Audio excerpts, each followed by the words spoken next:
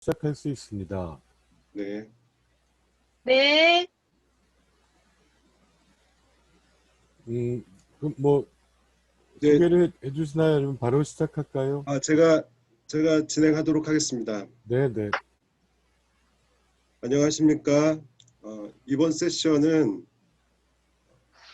코로나19와 정신의학적 문제에 대해 마련해 보았습니다. 발표해 주실 선생님은 경희의대 정신건강의학과의 백종우 선생님 되시겠습니다. 부탁드립니다. 네, 초대해 주셔서 감사합니다. 네, 백종우입니다. 오늘은 뭐 지금 코로나19로 여러 가지 어려움이 많으실 텐데 그로 발생하는 정신건강의 문제에 대해서 한 20분 정도 상의 드리겠습니다. 국내 코로나19가 참 매섭습니다. 12월에 이제 첫 보고가 되고 2월 달에 이제 대구의 신천지 그리고 첫 사망자는 청도 대남병원의 조현병 환자에게서 시작됐었고요. 지금 10월인데도 뭐 아직까지도 참 어려운 상황에 있습니다. 이런 근데 감염 재난은 정신건강에도 여러 가지 문제를 미치고 있습니다. 보시면은 이거는 감염된 확진자들이 이후에도 완치 이후에도 우울감이나 또 PTSD를 절반 정도 경험한다는 이런 보고가 있었고요. 또 일반인들도 감염에 대한 우려 불안이 증가하고 우울감을 호소하는 분들이 메르스 때 늘었다라는 국내 보고가 있었습니다. 그래서 이제 미국의 이제 법미보건기구, 미국 WHO에서는 이게 코로나 팬데믹으로 인한 정신건강의 문제가 전 세계의 초대형 악재다. 우리나라뿐이 아니라 어느 나라나 그렇다는 거죠. 그래서 이에 대한 관심이 꼭 필요하다고 이야기한 바 있습니다. 이거는 이제 유엔에서 낸 정신건강 서비스, 특히 코로나 시기에 폴리시 브리프를 보시면 지금 해외에서도 이 사망자의 상당수가 장기 입원 집도 시설에서 발생하고 있습니다. 뭐 사실 이런 시설의 측면에서는 우리보다 훨씬 나은 미국이나 호주나 프랑스나 스페인 같은 나라에서도 워낙 고위험군이고 고령자들이기 때문에 사망자가 급증하고 있고요. 기존의 서비스를 이용하던 만성질환 그리고 정신질환이 있는 환자들이 치료가 중단되면서 재발을 하고 그로 인한 여러 가지 문제가 발생하고 있고요. 전 국민에게는 이제 우울, 불안, 분노와 같은 문제, 그다음에 우리나라는 상대적으로는 좀 많이 증가하진 않았는데 캐나다 같으면 20% 정도 알코올 문제가 증가한 측면, 그다음에 현재 의료진 또 방역진에 있어서 워낙 원래 이제 훈련된 분들은 대개는 괜찮습니다만 본인들의 환자를 잃고 워낙 장기간 노동에 이제 노출되다 보면은 의료진의 이제 그 정신 건강의 문제도 생각해야 되는 시점이라고 보입니다. 원래 이제 재난이 발생하면 초기에는 이게 허니문 피리어드라는 시기가 있습니다. 이때는 구조할 수 있다는 희망을 가지고 우리 함께 이겨내보자 이 어려움을, 또 국민적 단합이 증가되는 시기입니다. 우리나라도 상대적으로 K방역이라고 불리면서 초기에 이렇게 단합이 증진되는 시기가 있었다고 볼 수 있습니다. 이 시기에 사실 자살률도 조금 줄었습니다. 근데 이게 장기화되면서 이제 8, 9월에는 어떤 코로나 블루 외에도 코로나 레드, 어떤 분들은 눈앞이 깜깜하다 그래서 블랙이라고 얘기하시는 분도 있는데 경제적 문제를 포함한 여러 가지 현실적인 문제가 생기면서 이 재난이 대개의 그 자연재해는 한 번 일어나고 이렇게 진행되는데 코로나 같은 경우 워낙 장기간의 전 영역에 영향을 주고 있기 때문에 국민적 영향이 더 큰 시점입니다. 이때는 누구를 돌봐야 되느냐. 1차적으로는 재난 피해자들, 확진자들과 그 가족이라고 할 수 있고요. 또 유가족이 있습니다. 1차 대상자이고 그리고 의료진을 포함한 구조요원과 이제 방역진들이 그 다음엔 이제 지역사회 전체에 영향을 주는 게 재난의 정신건강에 미치는 영향인데요. 이때에 일어나는 반응들, 대표적으로 이제 불안, 분노, 우울은 정상 반응입니다. 심지어는 순기능도 있습니다. 우리가 불안 때문에 손도 씻게 되고 마스크도 쓰게 되고 책임 있는 행동을 하게 되는 측면이 있고요. 우울 때문에 현실의 어려움을 받아들이고 올해의 목표를 수정하게 될 수 있습니다. 분노 때문에 잘못된 시스템을 고치는 에너지가 되기도 합니다. 그래서 저희가 재난정신건강 서비스의 첫 번째 원칙은 현재 이러한 반응이 지극히 현실적인 고통에 의한 사실 비정상적 상황에 의한 정상 반응이라고 설명하는 것이고, 이것만으로도 대부분의 분들이 마음의 위로를 받는 또 정상 반응이라고 인식하는 분들이 되게 많습니다. 근데 이제 그 중에 약 이제 10에서 15%의 사람은 외상후 스트레스 장애가 생기기도 하는데, 여기 이제 가위와 같은 회복이라고 해서 한 8, 90%는 대개는 괜찮아지는데, 이게 초기에는 많은 사람들, 그리고 시간이 지날수록 그래서 1년이 경과하면 한 8%의 사람들은 계속 아프더라, 이런 보고들입니다. 또 의료진에서는 이제 메르스 때 이런 아픈 경험이 있었습니다. 의료진들의 자녀들을 마치 메르스처럼 취급하는 혐오에 부딪혔던 적이 5월, 6월에 있었습니다. 이후에는 이제 여론이 많이 바뀌면서 의료진을 응원하는 분위기로 바뀌긴 했지만 굉장히 참 아픈 상황이었습니다. 이게 감염 시기에 분노, 책임 있는 행동을 하지 않을 때 분노는 때로 정당합니다. 역사적으로도 감염이 횡행할 때에는 꼭 희생양을 찾게 되고 혐오의 대상을 찾게 됩니다. 그 결과는 이 사람들이 숨어버리기 때문에 모두가 위험해지는 결과를 초래한다는 점에서 혐오는 모두의 안전을 위협할 수 있습니다. 그래서 이 시기에 또 사회적 낙인이나 차별과 배척으로 가지 않도록 하는 서비스 역시 중요하다고 생각합니다.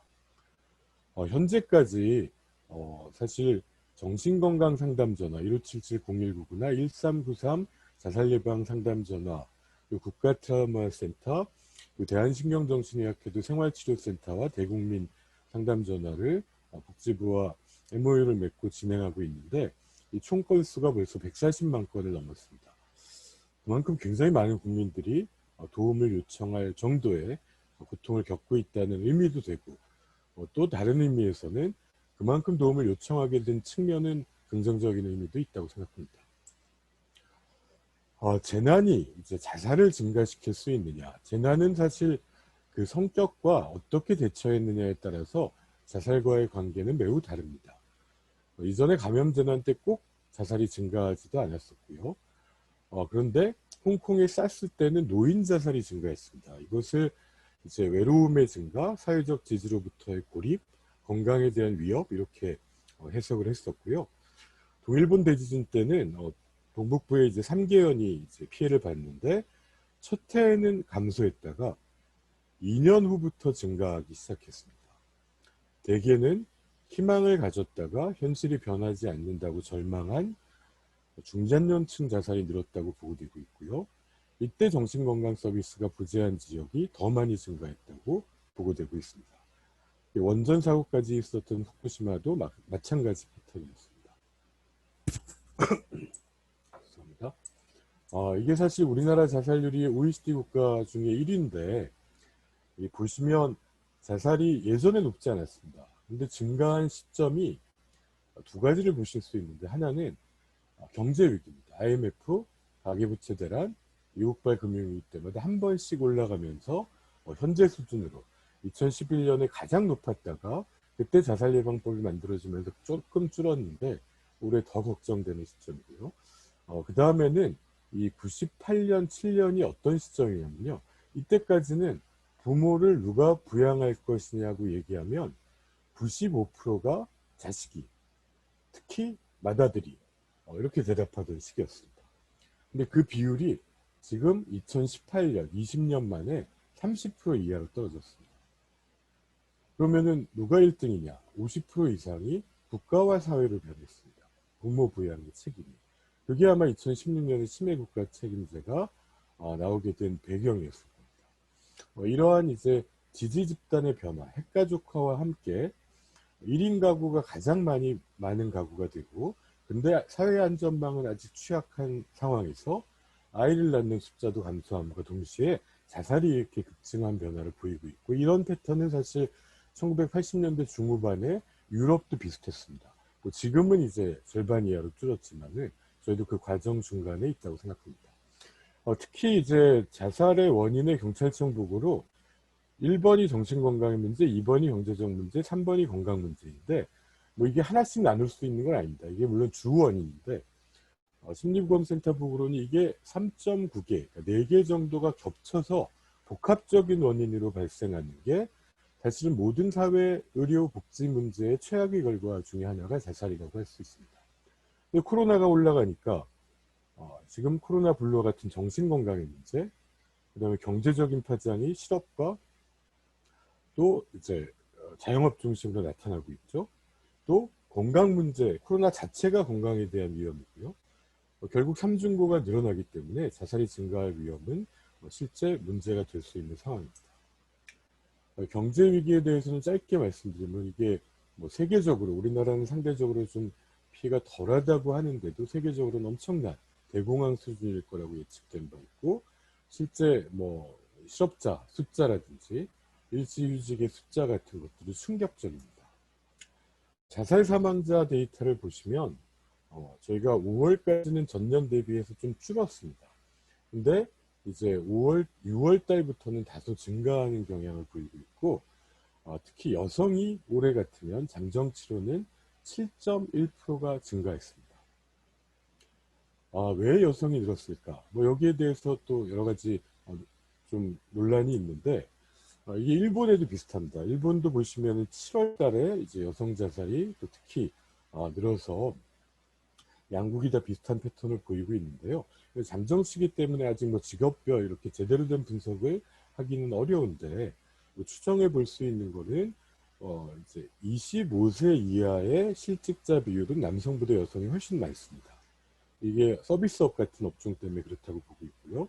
그다음에 두 번째는 학교를 안 가고 유치원을 못 가면서 양육 부담이 있는 이제 엄마들을 생각해 보실 수 있을 것 같고, 세 번째로는 또 사회적 지지가 코로나로 어려워지면서 그 힘든 것들이 여성에게 더 영향을 줬을 것이다 라는 추론을 해볼 수 있습니다. 지금 심신의학회에서 대부분 이제 산부인과에 오시는 여성분들을 보고 있으실 텐데, 실제로 스트레스의 증가율이 매우 높고 이게 자살률로도 나타나고 있다는 점. 물론 자살 사망자는 우리가 남자가 2배 이상 많고요. 비율로 따지면 노인이 높지만 증가율이라는 측면에서 7.1% 정도가 여성인 것은 상당히 주의해야 될 시점이라고 생각하고 있습니다. 여기 보시면은 이제 특히 24세 미만은 남성보다 여성의 실업이 더 많은 시점이라는 거죠. 25세 이상은 남성이 좀 더 많습니다. 그래서 그런 기사들이 좀 있었습니다. 보면 이게 집에서 이제 취업도 안 되고 계약직에서 해고되고, 그러다가 부모님이랑 갈등이 생기고 자살을 시도했다. 또 산후우울증을 심하게 앓았다가 또 거의 이제 좋아졌었는데 결국 이 카페도 문을 닫고 실업자가 되고 아이만 돌보게 되는데 다시 재발하면서 악화된 뭐 이런 사례들을 언론에서도 다루고 있는 상황입니다. 국민일보의 이 보도는 한 3개면을 걸쳐서 다루었는데, 최근에 이제 코로나 블루, 물론 이거는 학술 용어는 아닙니다만, 뭐 외국에서는 이제 코비드 블루라는 표현을 꽤 쓰긴 합니다. 그만큼 이제 우울이 많이 늘고 있다는 반영을 하고 있다고 생각합니다. 한국 트라우마 스트레스 학회에서 대국민 정신건강 조사를 시행했을 때 재난정신건강의 일반적인 원칙과 비슷한 결과인데, 불안이 특히 초반에 증가합니다. 여기도 보시면 중간 수준 이상의 고위험군이 한 20% 되죠. 이거는 시간이 지날수록 줍니다. 근데 우울은 여기 보시면 한 18% 정도가 이제, 이건 자가보고 척도이기 때문에 관심이 필요하다는 건데, 대개의 척도가 일상적 시기보다는 전 국민의 불안 우울이 증가했습니다. 하지만 8에서 90%의 국민은 정상 수준입니다. 근데 10에서 15%는 상당히 관심과 도움이 필요한 수준이라는 것은 일상적 시기보다는 이게 두세 배인데, 사실 아직 보도는 안 됐습니다만 9월 조사는 이거보다 더 안 좋습니다. 사실 자살을 생각하는 사람의 비율이 제가 본 역학자 자료 중에는 최고 수준이고, 특히 여성이 증가하고 있습니다. 상당히 우려되는 시점입니다. 그래서 이때에 이제 무엇을 해야 될 것인가에, 이때를 치료라고 하지 않습니다. 왜냐하면 재난정신건강 서비스는 모든 국민이 일단 대상이고, 그중에 확진자 중에는 치료가 필요한 사람이 있습니다만은 심리적 응급처치는 기본적으로 정상 반응에 대한 지원이기 때문에 처치라고 하고 퍼스트 에이드라고 부르고 있습니다. 이건 어떤 의사도 이 교육을 받고 이제 이 자격을 갖추실 수가 있습니다. 이 홈페이지를 한번 참고해 주시고, 아프시겠지만 관심을 가져주셔서 감사하고요. 그래서 뭐 어떤 과 의사도 사실 재난의료에 참여할 수 있지 않습니까? 그래서 이런 부분을 갖출 수 있다면 조금 더 마음과 몸을 돌보는 것을 도우실 수 있는데, 이런 이제 사이콜로지컬 퍼스트 에이드의 핵심은 사실 모든 이제 심리적 외상을 입은 피해자들에게, 근데 특히 취약한 피해자들을 이 이제 발생한 현장을 찾아가서 돕는 것들입니다. 전문적인 상담이 아니고요. 이 교육을 두세 시간 받으면은 할 수 있는데, 이 교육의 구성은 되게 절대 해서는 안 되는 말들, 그리고 도움이 되는 질문들, 뭐 이런 것들로 구성이 되어 있고요.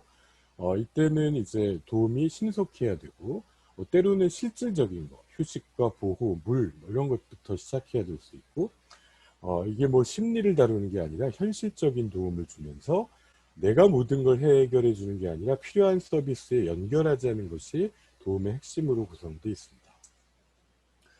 그래서 이게 이제 심리적 응급처치의 핵심이면서 지집단에 연결하는 것입니다. 이게 이제 비슷한 개념으로는 다 아시겠지만 2018년 12월 30일 날 이제 안타까운 사고로 우리 곁을 떠난 정신과의 이제 임세원 교수가 제일 큰 기여를 한 프로그램이 이제 보고 듣고 말하는데, 자살 예방 교육 프로그램입니다. 이것도 어떻게 구성되어 있냐면, 자살의 경고 신호를 보고 그들에게 구체적으로 자살을 생각하는지를 묻고 마음으로 들으면서 최종적으로 말하기를 통해서 이제 안전에 대한 것을 점검하고 필요하다면 전문가와 전문 서비스에 연결하는 겁니다. 이게 뭐 전문가만 할 수 있는 게 아니라 의료인이면 또 누구나 쉽게 이해하실 수 있고, 이걸 이제 되게 1시간, 2시간, 3시간짜리 교육을 마치면 생명지킴이 및 수료증을 발급하고 있고요.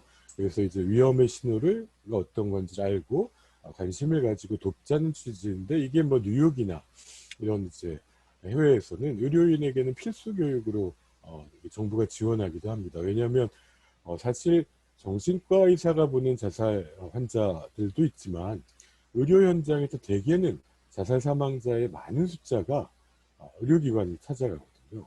그때 의료인들이 좀 더 관심을 가질 때 자살을 막을 수 있더라. 코로나 시기에 더 관심이 필요한 부분일 거라고 생각합니다. 실제 저도 정말 감사하는 게, 우리 대학병원에서 그럴 수도 있지만 정신과에 찾아오는 제 우울증 환자, 자살을 생각하는 환자의 반은 내과, 산부인과, 재활의학과 이런 쌤들이 열심히 설득해서 꼭 치료를 받으라고 그 시간을 쪼개서 하는 것 때문에 치료를 시작하게 된 분들이 절반이고, 나머지 절반은 가족 때문입니다. 그렇기 때문에 이러한 시기에 이제 이런 자살 예방에 대해서도 관심을 부탁드리겠습니다. 이 교육의 하여튼 핵심은 예를 들면은 이게 아픈 사람이 나쁜 사람으로 오해될 수 있습니다. 쌤들 이제 동료들, 또 직장의 동료 직원들 중에도 이 우울증이 생기면 집중력이 떨어지니까 실수를 합니다. 약을 세는 걸 틀리고요. 의욕이 떨어지니까 일을 평소보다 못합니다. 그러면 저게 좀 정신이 빠졌나? 화가 날 수 있습니다. 근데 그게 우울증에 빠진 거일 수 있습니다. 의지가 빠진 게 아니라 아픈 걸 수 있다는 겁니다. 그때 혹시 다가가서 혹시 이러이러한 거 볼 때 혹시 힘든 거 없니? 이렇게 물어봐주고, 그 다음에 정말 힘들다 그러면 이제 자살을 생각하고 있는지 물어볼 수 있습니다. 이거 하려고 그러면 약간 떨린다. 이거 괜히 화만 내는 거 아닐까 하지만 그걸 물어봤을 때 정말 힘든 것을 드러낼 수 있는 계기를 제공합니다. 그래서 그 죽음을 생각한 이유를 듣고요. 그 다음에 위험을 확인하고 이제 안전한 그리고 전문 서비스에 연결하는 것이 생명 지킴이의 핵심입니다. 예, 그래서 이거는 뭐 한다고 모든 이제 우리가 문제를 다 해결해야 되시는 게 아니라 1577-0199 정신건강 상담 전화나 1399 자살 예방 상담 전화를 앞에 있는 분들에게 알려주셔서 꼭 도움을 요청하라고 하실 수 있고, 긴급 지원 같은 것들은 120 보건복지부 콜센터로 하면은 자기가 받을 수 있는 지원들을 알려줍니다. 이것도 몰라서 절망하는 분들이 굉장히 참 많은데, 저희가 그 서비스를 다 알아서 알려줄 수는 없더라도 120 같은 콜센터는 꼭 알려주시면 도움이 되는 것 같습니다. 끝으로 저희 이제 보건복지 국가 트라우마 센터 홈페이지에 가시면 마음건강 지침이 있는데 이거 말씀드리고 마치겠습니다. 이 첫 번째가 불안은 지극히 정상적인 감정이라는 겁니다. 순기능이 있다고 말씀드렸죠. 이 시기에 정확한 정보를 얻는 건 매우 중요합니다. 그래서 뉴스를 봐야 되는데 제일 나쁜 건 하루 종일 누워서 뉴스만 보는 게 제일 나쁘겠죠. 정해진 시간만 보라고 얘기 드릴 수 있고, 혐오는 도움이 되지 않는다 말씀드렸고, 이 시기에는 나의 몸의 변화를 미리 알아차리는 게 매우 중요합니다. 왜냐하면 우리가 좋아하는 것도 못하고 좋아하는 사람도 못 만나면서 못 움직이니까 모든 게 나빠집니다. 밤에 불면증이 생깁니다. 그래서 이 시기에 우리는 현실을 받아들이고 좋은 사람을 만나기 어렵지만 꼭 믿을 수 있는 사람과 소통하고 자기의 생활의 리듬을 꼭 지켜가는 것들이 마음건강 지침의 핵심이고, 이때 불면증이 생겼다, 이게 일주일 이상 지속된다라고 하면 정신건강에 문제가 있을 가능성이 매우 높다, 이렇게 말씀해 주실 수 있겠습니다. 그리고 이게 자가격리를 당한 사람들에 대한 연구 중에 이런 게 있습니다. 굉장히 힘들지 않습니까? 2주 동안 갇혀 있고. 근데 이때 이타적인 마음을 가졌던 사람들이 가장 후유증 없이 회복했다고 합니다. 오히려 어려운 시기 나보다 안 되고 힘든 사람을 생각하고, 뭔가 또 의료진이나 방역을 하는 사람들을 응원하는 마음을 가지는 것이 우리 사회는 물론이고 자신의 면역력을 지키는 데에도 도움이 된다는 말씀을 해주실 수 있을 것 같습니다. 이런 내용들이 심리사회 방역 지침에 실려 있습니다. 결국 우리가 코로나 우리 전문가도 언제 끝날지 모르지 않습니까? 바꿀 수 없는 일은 받아들이는 평온, 수용이죠. 바꿀 수 있는 일은 도전하는 용기. 제일 나쁜 게 이제 바꿀 수 없는 거는 계속 아쉬워하고 바꿀 수 있는 건 미리 포기하는 것일 것입니다. 이 둘을 같이 집단 지성의 힘으로 이겨냈으면 좋겠습니다. 네, 마치겠습니다. 경청해 주셔서 감사합니다.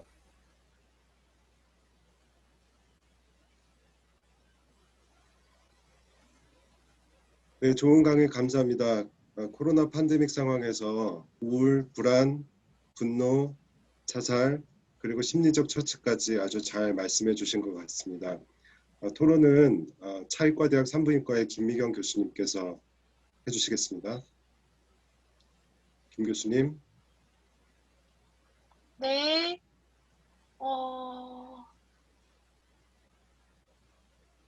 비디오가 안 되는데 괜찮을까요? 네, 진행해 주시죠. 네. 네네. 강의 잘 들었습니다, 교수님. 사실 코로나 정신의학적 문제에 대해서는 저희가 깊이 생각해보지 못했는데 이렇게 좋은 기회를 통해서 배우고 생각해볼 수 있게 된 점 감사드립니다. 말씀해주신 대로 저희가 임상에서 진료를 볼 때 질병의 전염이나 감염에 대한 방역뿐만 아니라 심리 방역에 대해서도 주의를 기울여야겠다는 생각이 들고요. 또 코로나 치료 이후에도 PTSD 같은 정신건강 문제가 장기화될 수 있다는 점도 간과해서는 안 될 것 같습니다.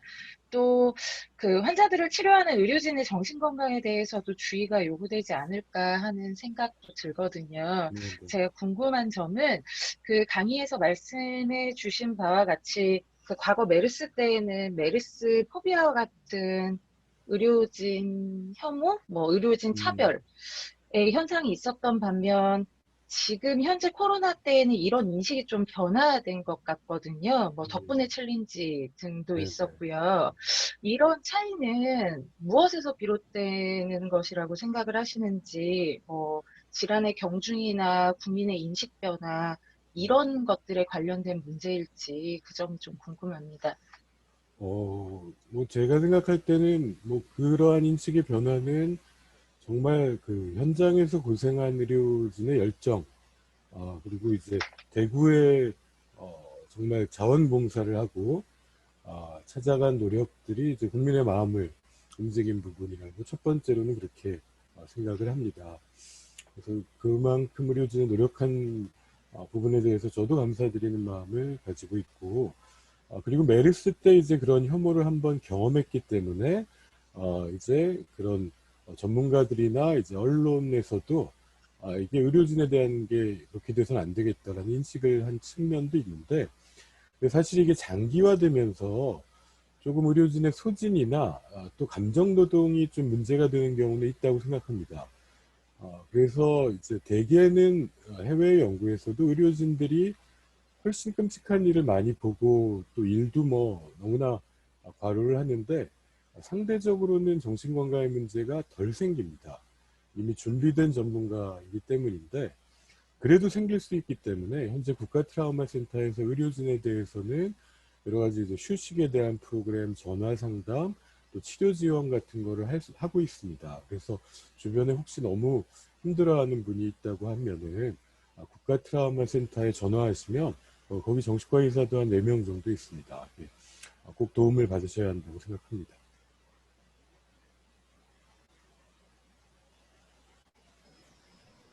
네, 저도 하나 감사합니다. 질문, 네, 네네. 네, 감사합니다. 네, 저도 하나 질문 드려도 될지요? 예, 예, 예. 심신산부인과 학회다 보니까 아까도 말씀하셨지만 이제 여성의 자살률이 증가하고 있다라는 말씀 주셨는데요. 지금 이제 가사 업무도 증가하고 자녀나 남편하고 이제 동거하는 시간도 늘고 이제 많은 스트레스가 있을 것 같습니다. 실제적으로 저희 그 외래 진료를 보다 보면 이제 스트레스 많이 받고 있는 여성들을 쉽게 환자분들을 쉽게 음, 만날 수가 있는데요. 네. 그게 좀 실질적이고 좀 응용 가능한 어떤 그 주부들한테 필요한 정신건강 대책이 있을지요? 그 조언을 좀 네네. 부탁드리겠습니다. 어, 저도 이제 실제 많은 특히 주부들, 엄마들 또 여성들을 많이 접하실 테니까 저보다 많이 느끼고 계시리라고 생각이 되고요. 이거가 사실 코로나라는 게 모든 문제를 좀 더 빨리 진행시키는 측면이 있는데, 일본 같으면 지난 20년간 자살이 감소했는데, 특히 노인 자살은 대폭 줄었습니다. 근데 반면에 이제 여성 자살은 점점 늘고 있거든요. 젊은 층이랑. 우리보다 높습니다. 지금도. 그래서 저는 향후에도 여성 자살률이 올해 7.1%가 늘었다는 거가 일시적인 현상이 아니라 앞으로의 경향이 될 수 있는 위험성이 있다고 생각하는데 그런 이유가 뭐 저희 집에 있는 사람도 이제 같이 동료 의사인데요. 가정의학과에 있는데 80년생 김지영 영화를 보고 이제 분노해가지고 아니 저게 뭐가 힘들다고 뭐 이러냐 이런 이제 반응을 보이기도 했었는데 지금의 20, 30대가 이제 가정생활이나 직장생활에서 기대하는 수준에 비해서 현실의 격차는 굉장히 크다고 생각하거든요. 그래서 여기에서 굉장히 그 절망을 호소하는 20, 30대가 이전보다도 사회적 지지 집단이 상당히 감소한 상황에서 정신건강에 문제가 있는 분을 산부인과 선생님들께서 보실 위험이 저는 더 높아지면 높아졌지 그리고 앞으로도 더 높아지지 줄지 않을 가능성이 높다. 그거를 지금 뭐 영국이나 뭐 미국 수준처럼 산모에 대한 지원이나 뭐 사회복지나 의료에 대한 투자가 확대되지 않는 한 굉장히 이제 힘든 상황이 올 가능성이 높은데 결국 이거를 이제 어떻게 임상 현장에서 이제 다루실 것인가, 뭐 쉽지 않은 문제라고 생각되는데, 지금 제가 뭐 하나 추천드리고 싶은 게 있다면, 그래서 교육부에서 지난주에도 유튜브로 교육부에서 이제 우리 정신건강 소아청소년 정신과 선생님들 김은지 뭐 강윤영 선생님하고 한 15분짜리 세바시를 찍은 게 있는데요. 그러니까 이때 이제 아이들을 어떻게 이제 대해야 되는지 그게 제일 큰 스트레스 요인이 될 수 있기 때문에 좀 마음 건강 지침에도 제가 그걸 말씀드려야 됐었군요. 그러니까 아이들을 어떻게 대하는가에 대한 부모 지침 부분이 있습니다. 그걸 좀 더 확대한 게 좀 세바시 같은 부분들이고요. 그래서 임상 현장에서 몇 가지 뭐 텀들은 쓰실 만한 표현들이 있는데 대개는 이제 부모로서도 이게 힘들다는 걸 인정하고 아이들을 이제 탓하기보다는 힘든 걸 말로 표현할 수 있게 하고 오히려 들어야 되고 이게 힘들기 때문에 엄마도 사실 아이한테 도움을 요청할 수 있고 뭐 이런 것들로 구성이 됐고 이때에 이제 서로 간에 이제 커뮤니케이션을 증진하는 전략들을 좀 다루고 있는 것 같습니다. 그런 부분을 좀 참고하실 수 있겠습니다. 네. 오늘 좋은 강연 그리고 좋은 말씀 감사드립니다. 이상으로 이번 연재를 마치도록 하겠습니다. 예, 감사합니다. 그렇습니다.